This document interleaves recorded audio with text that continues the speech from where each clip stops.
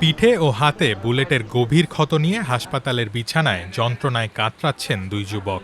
মঙ্গলবার গভীর রাতে সাতক্ষীরা সীমান্তে গুলিবিদ্ধ হন তারা।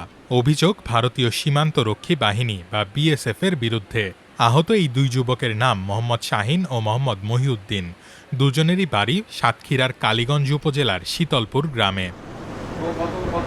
স্থানীয়রা দাবি করেছিলেন রাত ১:৩০টার দিকে সীমান্ত এলাকায় ঘোরাঘুরির সময় তাদের লক্ষ্য করে গুলি চালায় বিএসএফ। এতে মহিউদ্দিনের হাতে এবং শাহিনের পিঠে গুলি লাগে। তবে ঘটনার পেছনের কারণটি উঠে আসে আহত মহিউদ্দিনের কথায়। তিনি বলেন, অভাবের তাড়নায় ৪-৫ মাস আগে কাজের খোঁজে পাসপোর্ট ছাড়াই অর্থাৎ অবৈধভাবে ভারতে গিয়েছিলেন তারা। আর দেশে ফেরার পথেই পড়েন বিএসএফ এর হামলার মুখে। এখান থেকে গাড়ির থেকে পরিচয় হয়েছে, ট্রেনের থেকে পরিচয়।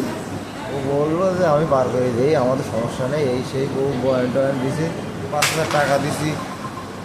দিয়ে ও আমাদের ওইখান থেকে নেবে, ওখানে টোটো বলে, ওই আমাদের যে ইজি বাইক বলি ওরা টোটো বলে। ওই টোটোতে করে যে কোথায় নিয়ে গেল রাত্রি আমরা আর কিছু বলতে পারি না। এবার ওখান থেকে আমাদের পাটকাতের থেকে এই বিপদ।